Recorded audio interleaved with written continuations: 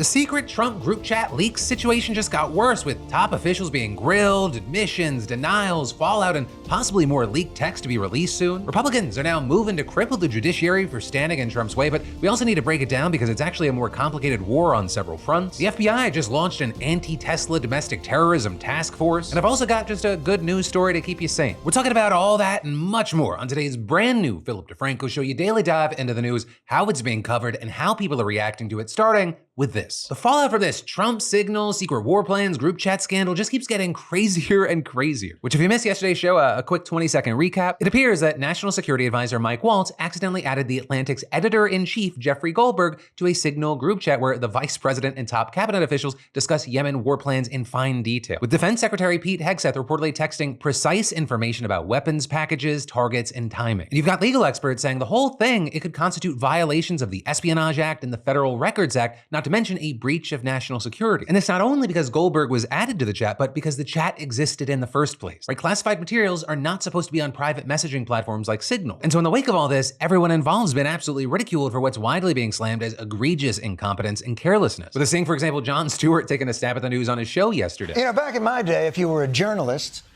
who wanted leaked war documents, you had to work the sources, meet them in a dark garage, earn the trust, pound the pavement. Now, you just wait for the National Security Advisor to be distracted by White Lotus while he's setting up his bomb Yemen group chat. But there's also saying Hillary Clinton herself, who you might remember Donald Trump wanted to put in jail for her use of a private email server as Secretary of State, reacting to the news with, "You have got to be kidding me." Though to be very clear here, it was not just Trump who called for her to be charged. Pete Hegseth, Marco Rubio, Mike Waltz, and John Ratcliffe, all of whom were in the Signal chat, did the same, with CNN even putting together a compilation of their past comments that have gone viral. If there was anyone other than Hillary Clinton, they would be in jail right now. Nobody is above the law, not even Hillary Clinton, even though she thinks she is. Mishandling classified information is still a violation of the Espionage Act. When you have the Clinton emails, on top of the fact that the sitting president of the United States admitted he had documents in his garage, they didn't prosecute, they didn't go after these folks. But also, if these people aren't going to be charged with crimes, at the very least, you have many critics calling for those officials to resign. With seeing here top Democrats on the House Armed Services, Intelligence, Foreign Affairs, and Oversight Committees all writing a letter to the White House demanding transparency, and specifically about any other instances in which senior officials discuss national security issues on unauthorized messaging platforms. Now also, with all this, after claiming that I knew nothing about the Signal chat and attacking The Atlantic yesterday, Trump apparently debriefed himself on the story because he later responded, telling NBC News, Mike Waltz has learned a lesson and he's a good man. And then when asked how Goldberg got added to the chat, he said it was one of Michael's people on the phone. A staffer had his number on there, with Trump then expressing confidence in his team and saying he was not frustrated by the events leading up to the Atlantic story, and claiming it was, quote, the only glitch in 2 months, and it turned out not to be a serious one. And then this afternoon, Trump spoke at a press conference claiming there were no classified materials in the chat, smearing the Atlantic and Goldberg, and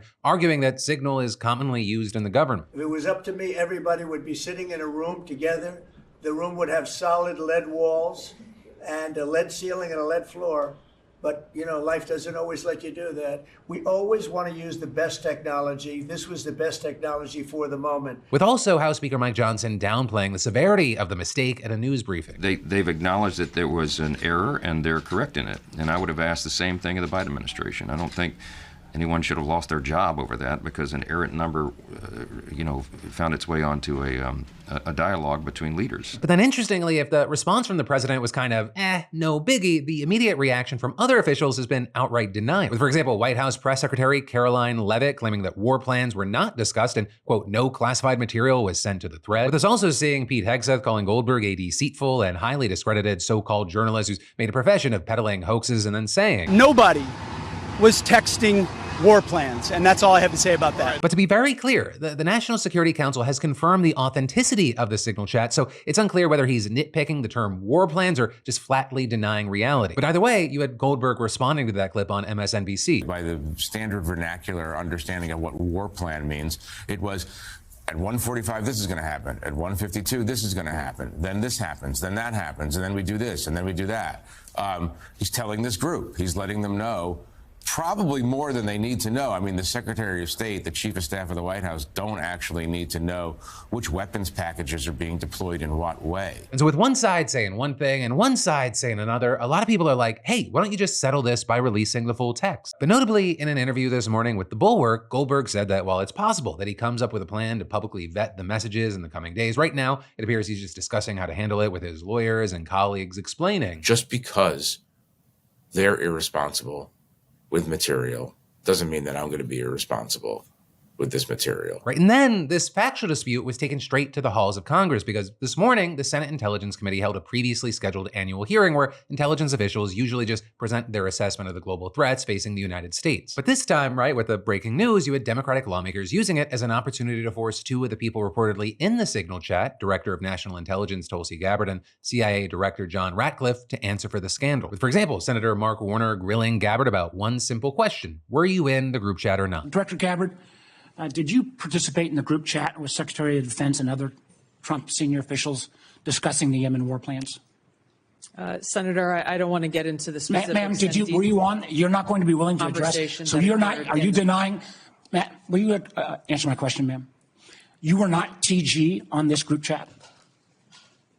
I'm not going to get into the specifics. So you refuse to acknowledge whether you were on this group chat? Senator, I'm not going to get into the specifics. Why are you going to get into the specifics? Is it because it's all classified? Because this is currently under review by the National Security Because Council. it's all classified? If it's not classified, share the text now. There was no classified material that was shared in that So then if there was no classified material, share it with the committee.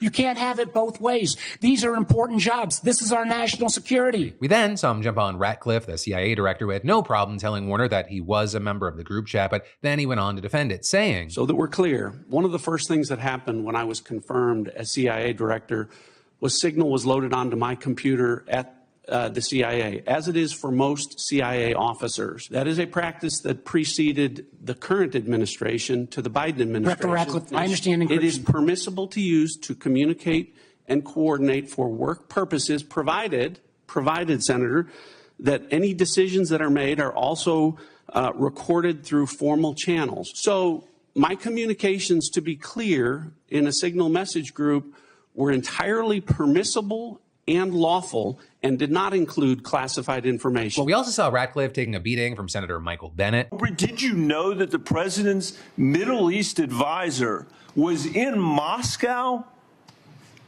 on this thread while you were, as director of the CIA, participating in this thread? Were you aware of that? Are you aware of that today? I'm not aware of that today. It's an embarrassment. Senator, you need to do better. You also notably had Gabbard seemingly denying that detailed war plans would be classified at all. So, the attack sequencing and timing and weapons and targets you don't consider should have been classified? I defer to the Secretary of Defense, the National Security Council on that question. Well, you're the head of you're the head of the intelligence community. You're supposed to know about classifications. So also, at another point, both of them deny not only that the information was classified, but that it wasn't even sent at all. Did this conversation at some point include information on weapons packages, targets, or timing? Not that I'm aware of. Director Gabbard, same question. Same answer, and defer to the Department of Defense on that question. Well, those are two different answers. And so with all this, you had John Ossoff just asking Ratcliffe straight up. Director Ratcliffe, this was a huge mistake, correct? No. And, right now, it's looking like this is far from the end of the story, especially since both Gabbard and Ratcliffe said that they are open to being audited for other private message conversations. And this is, Democrats are chomping at the bit for any shred of accountability here with, for example, Senate Minority Leader Chuck Schumer saying, I am calling for a bipartisan investigation in the Senate of this mishandling. I am also calling for the defense IG to fully investigate. But also, another big aspect of this is that it's looking like the use of Signal and other encrypted messaging apps in the federal government, they're actually more the rule than the exception. Right? And that, in part, because more than 24 government workers told the Washington Post that federal bureaucrats have migrated to Signal en masse since Trump took office because it allows them to talk to each other without being scrutinized by higher-ups. With reportedly one fired worker from the U.S. Digital Service who is in 8 private Signal groups with current and former federal employees, putting it bluntly, saying, "I'm not sure there is any government worker right now who isn't talking to their colleagues on Signal." As well as others saying they worry their digital water cooler talk or questions about agency layoffs, return to office mandates, and administration policies could be perceived as disloyal. Right, so in an administration where employees feel like they can't speak freely for fear of losing their jobs, secrecy has become a valuable currency, not just at the top, but at the bottom as well. Though, to be very clear here, rank and file workers privately discussing their employment or whether to respond to "what did you do last week" emails, that is massively different, completely different ballpark than what Trump's cabinet has been accused of both practically and legally. But then, next up from that, we gotta talk about the FBI launching a Tesla task force to deal with the growing vandalism and threats targeting Tesla locations. Because reportedly, in addition to peaceful protests across the country, there have been at least 80 reported cases of vandalism or arson of Tesla vehicles in the US and Canada recently, and at least 10 Tesla centers have been targeted by vandals. You know, we talked about this trend a little bit last week. It obviously comes as the company's CEO, Elon Musk, has been facing tons of backlash over his government cutting efforts over at Doge. But then yesterday, the New York Post reporting that the FBI created this task force in response to all of this, and that was eventually confirmed by the Bureau's Assistant Director for Public Affairs, who said that the group will work, quote, "in conjunction with ATF to coordinate investigative activity and crack down on violent Tesla attacks." And with that, you had FBI Director Kash Patel also writing that the attacks targeting Tesla are domestic terrorism and those responsible will be pursued, caught, and brought to justice. Right, and the latest incident was in Austin, Texas, where the company is headquartered, and police reportedly found incendiary devices at a Tesla dealership in the city. With those devices reportedly taken into custody without incident, and the bomb squad was called in to investigate the situation. Now with that, no injuries have been reported, and you have the FBI aiding in the investigation with the state's Attorney General Ken Paxton writing, "The radical liberals encouraging these politically motivated attacks are sick and twisted. I stand ready to assist in any way to bring these perpetrators to justice." We're also seeing that a protest in Florida is making headlines after a man was arrested for allegedly driving his car into a group of anti-Doge protesters outside of a Tesla dealership, with Palm Beach County police saying that the man drove the car over the curb and onto the sidewalk at a slow speed, and while the demonstrators were able to move out of the way, he did nearly strike several. With then, according to USA Today, the man walked into the dealership to say he supported Tesla before walking out, and he's now been held on an assault charge. But also with this situation, like we've talked about before, these anti-Musk sentiments aren't only widespread in the US, but we're seeing people all over the world not happy about his role in politics in general, or American politics specifically, which has prompted boycott calls. And at least in Europe, it seems like those boycotts may have been successful so far. And that because sales of Tesla cars in the region have dropped over 40% in the first 2 months of the year. And notably, that's even though there was nearly a 30% overall increase in sales of electric cars. Now with all this, while I'll say, the Tesla and the Musk backlash is real, there is one piece of Musk criticism that's making news that is fake. Because if you've been scrolling Twitter or TikTok lately, you may have come across an audio clip claiming to show JD Vance slamming Elon Musk. He's making us look bad. He's making me look bad. And I'll tell you this, and he wouldn't like it if I said it, but he's not even in America. He is from South Africa, and he has the audacity to act like he is an elected official. I am an elected official. But before you grab the popcorn and cheer on that the girls are fighting, I have to tell you that this appears to be some good old-fashioned AI. With one, Vance's communication director writing, the audio is 100% fake and most certainly not the vice president. And two, the firm Reality Defender also told 404 Media that its software detected the audio as likely fake. But still, despite that, just one upload of it on TikTok didn't have an AI label and it got over 2 million views and over 8,000 comments. Well, it appears that that highly viewed video has been removed. There are of course still re-uploads of it on the platform, with some calling BS, but also others seemingly falling for it. And then we'll get to more news in just a moment, but if you're anything like me, you pushed off going to see a doctor, right? It'll heal on its own, I'm too busy, or the most common one, which doctor do I go see? I mean, we've all been there. Booking a doctor's appointment just feels so daunting. But thanks to today's sponsor, ZocDoc, there's no reason to delay. They make it so easy to find and book a doctor who's right for you, and yes, I've used it myself. Because ZocDoc's a free app and a website where you can search and compare high-quality in-network doctors and click to instantly book an appointment. They connect you with over 100,000 doctors across every specialty, from mental health to dental, primary to urgent care, and more. Search by location, availability, and insurance to find doctors who prioritize your health with no compromise. And yes, you'll find who takes your insurance up front. And the best part, you can see real-time availability and book instantly. I mean, most appointments happen within 24 to 72 hours. I mean, some even same day, not 6 months from now. With ZocDoc, your care is just a few clicks away. So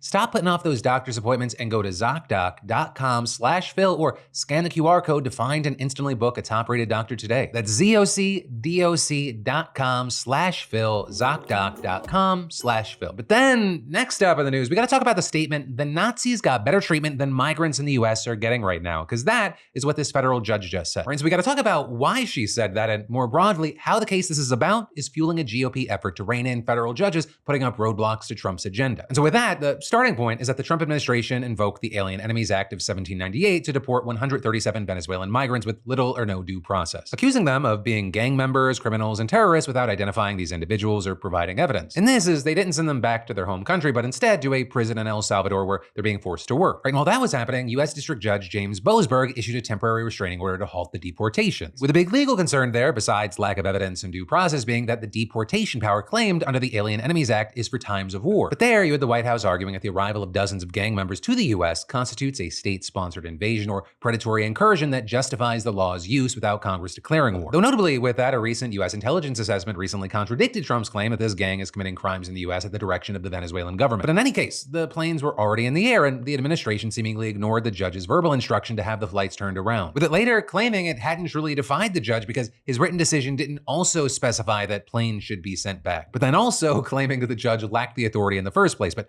with that, it's still trying to fight the decision in court. And this as they notably continue to withhold information demanded by Boasberg to try and determine whether officials willingly violated his order. And in fact, this week, the administration officially said that it wouldn't disclose any further information about 2 flights, with them claiming that doing so would jeopardize state secrets, impede future counterterrorism operations, and harm diplomatic and national security, with the DOJ writing in a court filing. The court has all the facts it needs to address the compliance issues before. And with that, I will say the state secrets privilege is an actual legal doctrine that can allow the executive branch to block the use of evidence in court. Notably, however, the executive branch would normally provide a detailed description of the sensitive evidence to a judge to show why it's too sensitive to discuss in open court. And so with that, you have the New York Times explaining the Trump administration's move is extraordinary in part because it's refusing to provide any information at all, even privately and in a secure facility for handling classified information. Although that said, the administration hasn't even technically claimed the information at issue is classified, instead submitting statements from Secretary of State Marco Rubio and Secretary of Homeland Security Kristi Noem claiming that sharing the information with a court would jeopardize national security and foreign policy, including by making foreign partners less likely to trust the Trump administration to keep confidential negotiations and operational details secret, and by fueling public speculation about the matter. And then with all that, you had Boasberg yesterday denying the administration's motion to vacate his original order, writing that it should remain in place so the migrants could have the opportunity to challenge accusations that they belong to the gang. And this is also yesterday, a federal appeals court in Washington held a nearly 2-hour hearing on another request by the Trump administration to stay Boasberg's order, with a scene there, one member of the 3-judge panel grilling a DOJ lawyer and suggesting that if the Venezuelans could be deported without due process, then anyone, herself included, could simply be declared a national security threat and flown out of the country. And there, pointing out that even German citizens arrested under the Alien Enemies Act during World War II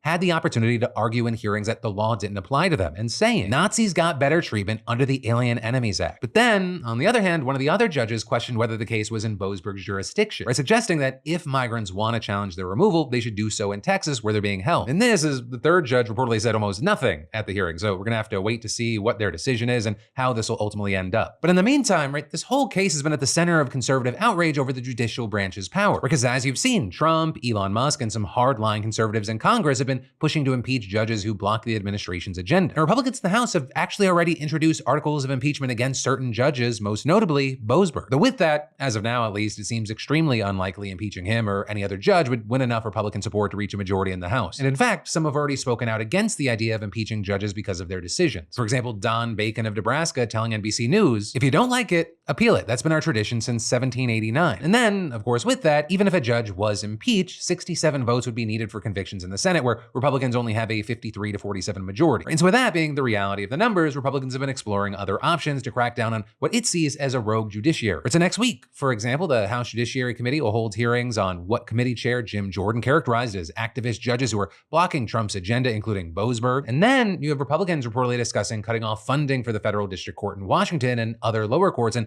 even breaking up the existing system of district and circuit courts. And with that, you have Politico reporting that's a fight likely to come to a head in the upcoming funding talks for fiscal 2026, according to 3 Republicans familiar with the conversations. But the idea that maybe getting the most traction, it's a bill that's been put forward by California Republican Darrell Issa entitled the No Rogue Rulings Act to bar district court judges from issuing nationwide injunctions. And very notably, Mike Johnson, the Speaker of the House, he's now reportedly thrown his support behind the legislation, speaking about the issue more broadly today and saying, we do have authority over the federal courts, we can eliminate an entire district court, we do have power over funding over the courts and all these other things, but desperate times call for desperate measures, and Congress is going to act. And so with that, the chamber is reportedly set to vote on the No Rogue Rulings Act sometime next week. Though again, even if the bill does make its way through the House, passing the Senate, that's a bigger challenge. Though notably with that, Mike Davis, a close Trump ally who runs a right-wing judicial advocacy group, he has reportedly speculated that the legislation can be part of a broader package of court reforms, even including some that the Democrats have been pushing for in the past. And actually, with that, legal scholars from both sides of the aisle have in the past criticized the rapid rise of nationwide injunctions that, as we'll get to in a bit, actually began before Trump. With one criticism, for example, being that the rise of nationwide injunctions has led to an uptick in what's known as judge shopping. Though of course there are still questions about the impact all of this could have. Right, one legal scholar from UC Berkeley, for example, told the LA Times that the bill is a terrible idea that would sow chaos in the system, saying that it would create conflicting rulings between districts and making Americans subject to different rules in different parts of the country. But on the other hand, you have some experts claiming that in many cases the bill would have no effect because it carves out an exception for a 1946 law called the Administrative Procedure Act. Right, and that gives federal courts oversight with respect to the actions of federal agencies. And it could mean that many decisions criticized by the Trump administration, including Boasberg's, might not be affected. Though I will say that's unclear, and of course the bill is subject to revision. And then also on top of that, Josh Hawley has also announced that he would bring separate legislation in the Senate to limit nationwide injunctions, noting that district court judges have issued record numbers of national injunctions against the Trump administration. And with that being a point that's being made more and more lately to support this claim that the judiciary is somehow being unfair,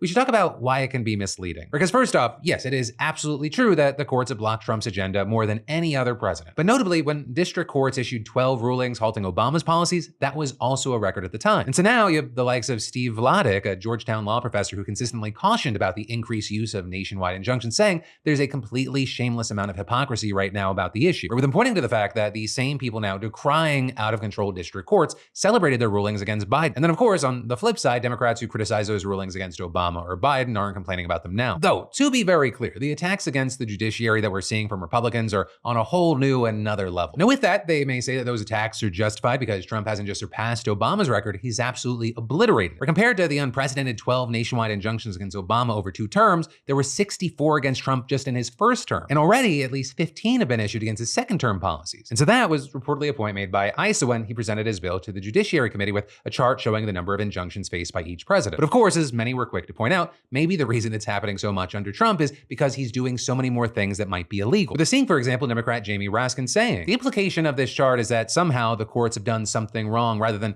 Donald Trump having done something wrong. The reason there are 64 injunctions against him is because he is trampling the lawmaking and spending powers of the Congress of the United States. But for now, we're gonna have to continue to see how all these cases play out, what Congress ends up doing, and if and what kind of impact it might have on them. And then we'll get to more news in just a moment. But first, my metabolism has always been a mystery to me. What to eat, when to work out. I mean, have you felt this way? Because, our metabolism's like our body's engine, converting food into energy, but we're not born with a dashboard. So how can we optimize our health in the dark? Well, thanks to today's sponsor, Lumen, this mystery no longer holds me back. Because Lumen is the world's first handheld device that measures metabolism through our breath. The app analyzes whether your body's burning fat or carbs and then provides personalized recommendations to optimize your nutrition, exercise, sleep, and stress levels. You just breathe into it first thing in the morning and you'll know whether you're burning mostly fats or carbs. At which point, Lumen gives you recommendations to improve your metabolic health. With all the running and the hiking that I do, Lumen lets me know if my body has more energy than I thought or if I need to fuel up. I just breathe into it before and after workouts and meals to know what's happening in my body in real time. So hey, take the next step in improving your energy and health by scanning the QR code or heading to lumen.me/DeFranco to get 20% off your Lumen. That's lumen.me/DeFranco for 20% off your purchase. But then switching gears to a different bit of big news, 15 million people are scrambling right now to protect their data after the genetic testing company 23andMe announced that it was filing for bankruptcy. Or with the company claiming that it'll still operate during this time, but for most people, the real concern is what is going to happen to their data. Now with that, the company claims that it is still dedicated to privacy, with a spokesperson saying, for our customers, our focus continues to be on transparency and choice over how they want their data to be managed. Additionally, they promise that the data it does have is anonymized. However, there are some doubts about how effective that is. Because you have privacy groups like the Electronic Frontier Foundation having long warned that it's possible to re-identify such data. Though 23andMe says that this is not possible with their data, but we'll likely have to wait and see what happens if the data is ever sold due to the bankruptcy proceedings. Which is why you have privacy experts urging users to log into their accounts and delete their data, which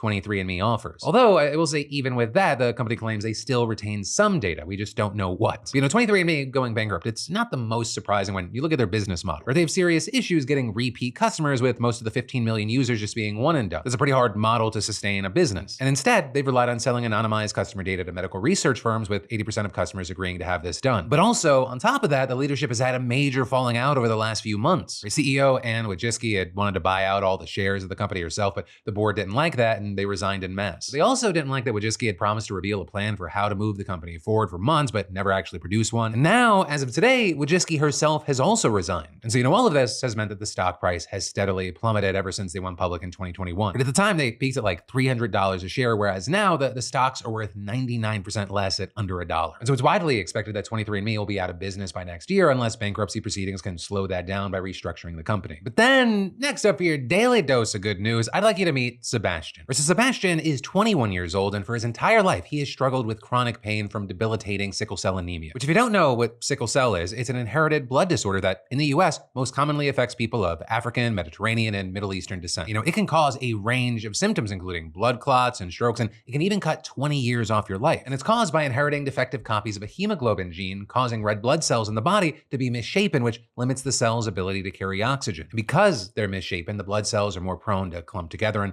cause blockages to blood vessels, which can lead to severe pain and tissue damage. And normally, sickle cell anemia can be treated with therapies that can control it, but not cure it. Now, that said, there are some instances of getting bone marrow transplants from external donors, which can cure it, but those procedures don't always work, and they come with a bunch of side effects and even a risk of death. In fact, according to the National Institutes of Health, about 1 in 20 children under 16 who have gotten bone marrow transplants for sickle cell anemia, they have died. And that number actually jumps up to 1 in 10 for people older than 16. But that wasn't a risk that Sebastian had to face. And that is because back in December, he began treatment with a brand spanking new gene therapy called Lyfgenia, which was developed by a biotech company called Bluebird Bio, and it works by extracting the patient's own blood stem cells and then genetically modifying them using a virus to paste copies of functional hemoglobin into the cells. And then, with chemotherapy, the dysfunctional cells are cleared out of the body and the new ones are infused back in, right? And then, new totally normal blood cells are produced from the transplanted modified blood stem cells. And since his treatment back in December, Sebastian's had 0 symptoms of sickle cell anemia, leading the doctors to believe that he's been cured. With Sebastian now saying sickle cell was like a blockade for me, but now it's just like a wall that I just jumped over. With also his mom adding, Sebastian's been coming to this hospital since he was 2 months old. There's not enough words to show you how grateful I am. Right? And all of this is truly a medical history-making moment. Right? Because while Sebastian may not be the first person to have been cured using Lyfgenia, he is the first person in New York to be cured of sickle cell anemia. So soon, he's gonna be able to do things like travel, work out, and focus on his education. With him even adding that he wants to go into the medical field, saying, "I can't wait to get back to my day-to-day life because now I feel unstoppable." But then, finally today, let's talk about y'all's comments on yesterday's show and some commentary brought to you by beautifulbastard.com. Where just yesterday, I dropped some awesome new gear for you, our premium tees, our premium hoodies, including the Emotionally Exhausted floral lines, Beautiful Bastard Members Club, Are You Taking Care of Yourself classics. And of course, that's in addition to this year's bestsellers like God Is Testing Me, A Silly Goose in This Economy, Built Differently, Poorly, Clearly Thriving, and We the People Are Like So Over It, and much more. All available at beautifulbastard.com, and you can get 15% off using code PDS15 at checkout. But,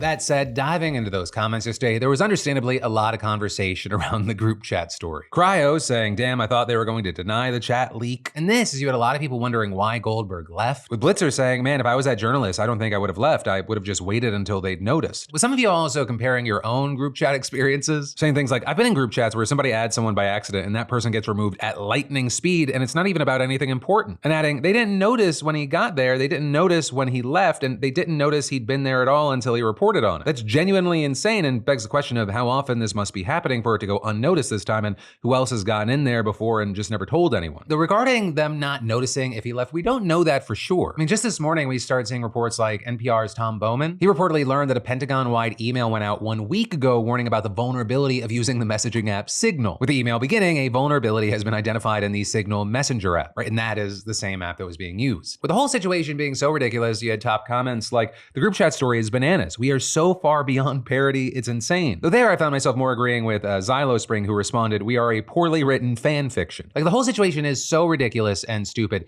It sounds like someone was like, oh man, imagine if this happened, then people would realize they're dumb. You also had some saying that people are being hypocritical out there. Like just some guy saying, the what about our emails crowd is fine with war plans on an app. This is bizarro world. Which I will say, for me, one of the most interesting things is you're seeing all the justifications for what happened. Or we're seeing them now outright denying that war plans or confidential information was being shared. But then also you have some on the right saying, oh man, no, this is 5D chess. They did this on purpose. This is a media strategy. Saying and asking, these are some of the most competent people in the country and you believe they would just screw up like this? Which I will say I just love as an argument. They're like, this is so ridiculous and stupid. Like, no one's that ridiculous and stupid, so obviously they're geniuses, which is just some North Korea level, like the emperor has no clothes shit. But then, as far as other comments, it was kind of a smattering here and there on the other topics, and then really a lot of praise around Bernie Sanders and AOC. With some also sharing their own personal experiences, saying, I tried going to Bernie's rally in Kenosha, and me and at least hundreds of others weren't able to get in due to the venue being at capacity. It sucked to get turned away, but it was still cool knowing I got turned away because so many other people are like-minded. But that, my friends, you beautiful bastards, is where your Tuesday evening, Wednesday morning dive into the news is gonna end. And of course, your two final things. One, let me know your thoughts and opinions on any stories that stood out to you today. And two, remember I got a brand new show for you every Monday, Tuesday, Wednesday, and Thursday at 6 p.m. Eastern, 3 p.m. Pacific.